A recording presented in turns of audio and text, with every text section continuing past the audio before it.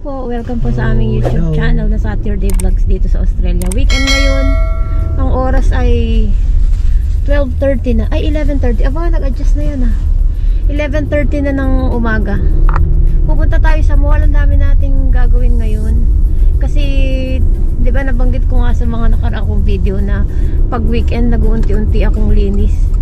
So ngayon naipon ko na yung mga bote namin. Although konti lang yun, siguro mga ilan lang kaya yun. Mga less than 30 pieces, no. Ibabalik natin dun sa return and earn. Yung return and earn, kung hindi kayo familiar, ay bawat bote pwede siyang yung Tetra Pak, yung plastic na inuman ng tubig. Ano pa nga ba pwede? Glass, di ba? Pwede rin yung glass. Pag ibinalik mo dun sa machine, may ma-earn ka na 10 cents per bote. Tapos pwede mo siyang i-donate, pwede mo siyang ilagay sa bank account mo, o kaya pwede mo siyang kuhaning voucher na pwede mo ipang grocery sa Woolworths. Sa aming case, naka-set up na pumupunta na siya sa account namin. Maganda rin siyang program diba? Kasi parang matulungan mo yung mabawasan ba yung kalat dito, tapos nakaka-earn ka pa. Tapos afternoon, mag-mall tayo, kailangan natin mag-grocery ng ano lang tayo, no? Prutas, gulay, tsaka naka-sale ngayon ang bigas, kaya bibili tayo ng bigas. Tapos afternoon, ano pa nga ba? Afternoon. Kala ko madami tayong gagawin. Ikot-ikot lang, no? Ikot-ikot lang sa mall. Tapos afternoon uwi na kasi may pasok na ulit. So samahan nyo kami, tingnan natin kung magkano nga ba ang ma-earn namin sa aming mga bote-bote, mga kalat namin bote. Grocery yan. Pang grocery din. Kasi di ba nung nakaraan naka-earn tayo ng $7? Di ba? Yung $7, malaki na siya. Naalala ko lang pala, update sa panahon dito. Spring na dito, pero nung kung napanood yung video namin na nagpunta kami sa Avalon Beach, mainit noon. Tapos kinabukasan nag 30 degrees. Tapos the following day, biglang naglamig naman. Sobrang lamig na, parang akala mo pa-winter naman. Tapos gloomy. So ngayon, maganda yung panahon. Kahapon gloomy, ngayon maganda-ganda yung panahon. Diyan tayo magre-return and earn, no? Pero may nakita ko, kakarating lang, ang dami niyang dala. So panigurado, maya-maya pa tayo nito makakapag hulog ng bote, pero abang na tayo dun, no? Para kasi baka madami pang dumating, kailangan nakaabang na tayo. Ayan, ito lang naman yung bote namin. Konti lang. Kaya natin to. Konti-konti, ha? Ano? Konti lang. Ito na siyang dun, ha? Ay, titig, pwede. Tignan yung likod ng sasakyan namin, may sand pa rin hanggang ngayon. Kahit matagal na, lagi pa rin may sand, diba? May babacuumin ko yan. After a week, may sand pa rin yan.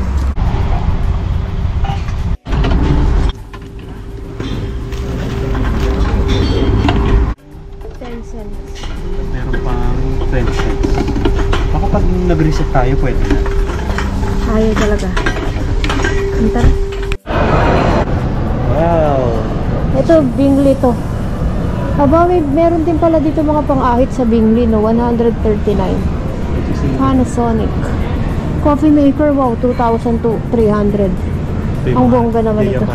Kaya mali naman ito. Hindi, vacuum. Ay, ano ba yan? Vacuum. Ah, so ano yung machine na yan? Charging point. Vacuum. Yun, vacuum. Ayaw nga, no? Ayaw nga. 3-in-1 na. Tapos isang charging point. Kala ko coffee machine. Aba, ang ganda ng coffee machine na to. Kitchen coffee aid. machine. Ay, ano ba to? Mixer Ay, to. Mixer pala. O nga, no? Ang ganda naman. Dito. Kakaiba na itsura. Hindi ko na mamukhaan. Ang ganda naman ng electric fan na to.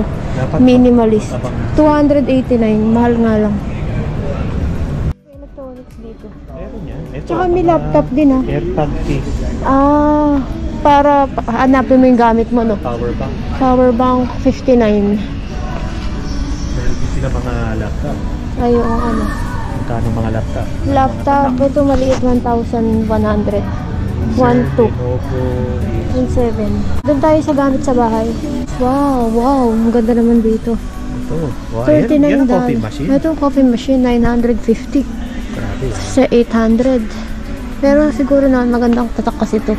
Sasarap ba kape mo pag dyan dumaan? Siyempre, ibang level yan. Diba? Todo na ako sa tubig na mainit lang. Tsaka 3-in-1. Ayan, electric fan. Magkano electric fan ngayon kasi summer. Ito naubos talaga to pagka summer eh. Oo nga. Magkano 200. Ang mahal naman ito, 200. Mahal, no? Naka-sale Oh. yan. Ang ganda nito. Maliit lang pero ang lakas ng hangin.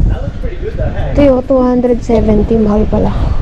Pero pala Mitsubishi yan. Yung ganito lang ano, hirap ng linisin. Ganyan ang electric fan ko sa Singapore eh. Yung mga presyo. Ang hirap linisin. 150, 179. Wow. Kung may budget ka, dito ka lala sa maliliit. Ito, kaso sapat ba to? Hangin ito. Mahal na pala, no? Dati yung electric fan natin mga $69. Ewan ko lang kung may mga $69 pa na electric fan. Ito. Ano yan? TV o monitor? Ano yun? Ito. TV 1,200. Hisense. Ito, pero ang tatak niya Hisense. 55. Oo nga. Ito Dyson na electric fan. Ang mahal naman ito. 800. Okay na ako sa simple lang. Wow. Sony na TV to 2,850. 75 inch. Wow. Tingnan tayo ng vacuum. Vacuum. Electrolux 200. Parang okay na yung Electrolux eh. Ayan pala vacuum. So diba na may wire, Cable, cordless o may cord. ito robot. Ay, oh, parang ayoko ng robot. Parang hindi siya panay, mapapanay-panay. Ito. Ito vacuum pa rin. 300, 600. Ano tatak yan? Wet and dry vacuum. Aba, okay yung wet and dry vacuum. Ano ba sabihin wet and dry vacuum? Kunwari basa yung carpet, ganun. Oo, pwede mong steam vacuum siya. Ah, ganda. So, mga TV pa. Mga TV, Tatak mo, iba-ibang Samsung. tatak. Wow, 3,500. 75 inch, 4K. Wow. So, dito sa Bingli, medyo may presyo. Medyo mahal ano. Pero abang lang dapat ang sale. Oo. Ano to mga to? Sound system. Tama ba? Printer. He was comparing 1 second from the top of the athlete. Tayo sa JB Hi-Fi naman. Ito naman, JB Hi-Fi naman to. Wow. Ang ganda ng TV. Mga TV lang, electronics dito. Mga computer, Entertainment. gadgets. No. Wala ditong house. Ay, appliance na ano. Meron din, konti. Konti. Ito, mga cable. Wow. Grabe, ang laki nito. Dapat ang laki ng bahay mo. Or else, duling ka. Wow. Kano yan? 1,995. 1,995. 75 Ay, 2K. Ha? 2K. Ayun o. Ay, Hot 2K. price. Meron din palang ganito ang Dyson, no? Ito sa JB Hi-Fi naman. Vacuum ulit tayo. Ito lang yung available dito. Actually, dito ang konti lang ng mga choices, no? Dito sa Australia. Kasi minsan, meron kaming, katulad dati, humahanap kami ng mga rice cooker, plancha. Ang konti ng choices. Ayun pala siya, 447. Mas pura na konti dito. Oo, Konti. konti lang. Meron din namang mga microwave, oh. Microwave 329. Yung gantong tatak Hisense 300. Meron din namang 129. Nasa sayo na. Pero kami, wala kami ng microwave. Blender. Ito pa, inita ng tinapay. Kung gusto nyo. Rice cooker din nyo. Yan yung mga choices. Multi-cooker. Multi-cooker pala yan. Ayan, Cambrook. $60. Pwede na. Pero mahal, no? Ito sa Kmart naman, mga presyo. Microwave, mahal din pala dito. 119. Ito mga paggawaan ng sandwich press, mga $19. Hindi ko alam kung kailangan to sa pangunahing pagbagong lipat. Hindi, no? Hindi to kailangan. Barbecue party, 59. Pero mura, di ba? Ito, double hot plate, $29. Ice maker, may ganyan pa. Ice maker, 99. Rice cooker, saan kaya ito nakalagay? Ayan, $39. Pwede na. Pwede na ako dito. 10 cups, no? Oo. May steamer pa yan. Kesa 59, mura na ng $20. Isa na lang. Ito, oh. Pumili ka na isa nito, tsaka ganyan, mas mura ka pa. Pero merong conventional na rice cooker. Magkano to? Mas okay Ito yata to. ay 14 lang? $14. Wow. Yan na lang pala sa akin. Diba? Oo. Ito, pakuluan ng tubig. Ito yung mga pangunahing kailangan eh. $15. Pwede na, $15. The rest, hindi naman kailangan. Tingin pa tayo kung anong meron dito. Ice coffee maker. May ganyan pala. $45. Ito electric fan. Magkano ka electric fan? Walang price. Aba, $39. Oh, ito naman, Big W naman tayo, mga appliance. Kaso mga slow cooker. Magkano naman ang rice cooker dito? $14. Oh, pwede na. Ito 5, yung sa $14. Alin? 7 cup. Ah, ito 5 cups lang. Aba, na-check mo pa yun ah. Ito mga slow cooker na to, air fryer. Parang hindi naman to kailangan pag bagong dating dito. Mga vacuum. Electric fan, $17. Konti lang dito, no? So, hindi ko lang sure kung mahangin to ha. Kasi hindi namin natatry to eh. Meron kasi iba electric fan na hindi mahangin. Oo, masisira din ka. Oo, sayang. Kumbaga.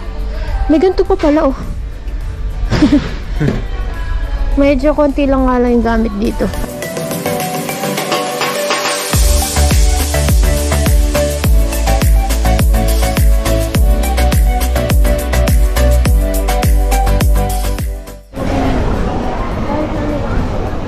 Ito pala yung Calypso. 246. Pero wala amoy.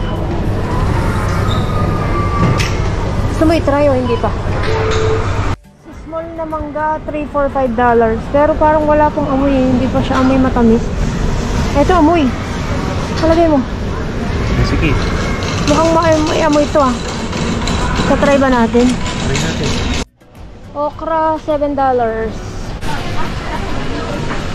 Ito yung sahog sa pansit. Patani. Aba, ganito pala yung broad beans. Patani yan. Bakit? Hindi, broad beans. Yung kinakain ko na dried. Ito yung patani. May ganyan kami. Tanim. Ano, wala kang mapili, no? Hirap pumili ng... Meron pa ba tayong kamatis? Meron pa, no? Meron pa. May? Ah, yung chicharon. Yung mga paborito kong chicharon sa balat ng Australia. Kasi may laman. Magkano yun? $8, mahal naman. Spicy to? Sa iba, magkano? Ito may... ito special. Parehas special. Laki nito. Guava. $20 per kilo. Hindi ko siya hinahanap-hanap. Spinach. 2 for 5. Isa lang.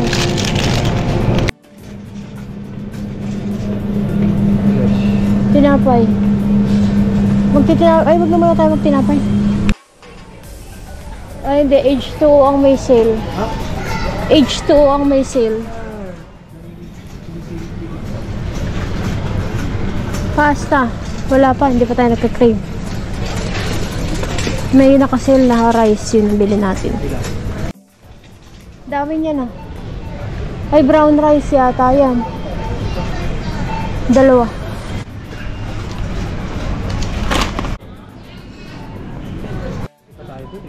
Meron pa ba? Ito, bili sana kami sa Panlaba kaso wala yatang half price. Abang tayo ng half price. Patak yung gusto kong sabon eh. Mabango-bango. Kaso parang walang sale. $24 eh, nagto $12 to. Sayang, diba?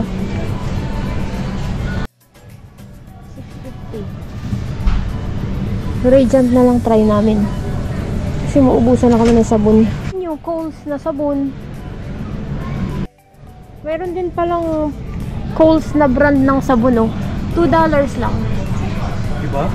Mura lang. $2 sabon. Tapos kung gusto mo ng popcorn, Coles din $3.50. Pwede na. Tapos syempre, kailangan may Yakult. May Yakult ba? Wala yung dalawahan, no? May dalawa. Ubus. $3.35 isa. Ito baka frozen. Magkano ba baka frozen? Chicken nuggets. Magkano? Kunwari. $11.50. Tapos yung mga ganyan. Chicken? Chicken. Ano naman yan? Hindi ko alam mabasa. Ay, meron din ganun. 20. Yan na lang. Bili tayo next time. Potato yun. $4.80.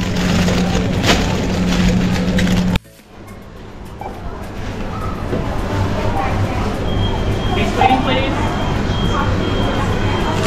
Next waiting. Ayan, pauwi na kami. Mag-aalas 3 na ng hapon. yung na-claim namin sa bote ay $4.20. Mas marami pa sana yun, kaso may mga bote na ayaw tanggapin. May mga bote pala na walang 10 cents. Reject. May na-reject. Tinatry namin yung ibalik. Ayaw. So, may mga hindi pala counted sa 10 cents. Tapos, yung nabili namin doon sa bilihan ng mga prutas gulay. Bumili lang kami ng mangga at saka peras at ano nga ba yung isa? Mangga, peras at yung lime pala, no? Yung parang kalamansi. $10. Bawang pa. At saka bawang. Magkano bawang? $13. Tapos yung napamili namin sa grocery, dalawang tag 5 kilo na bigas. Dahil half price. Isang sabong panlaba. Tapos Yakult at saka ano pa nga ba? Spinach. Yun lang, no? Yun lang. $40 na yun. Kasi yung bigas ay $9. $9.50 isang 5 kilo. Pero yun, half price na yun. Pagka half price, doon kami bumibili ng bigas. Nag-aabang talaga kami para, di ba, sayang pa rin yung $10. Di ba? Malaking bagay. Tapos dumaan tayo doon sa Bingley, Kmart, Big W. Nagtingin lang tayo ng presyo ng mga appliance. So yun lang aming naging weekend ngayon. Pag-ikot namin sa mall. Ang dami palang tao kasi tapos na yung school break.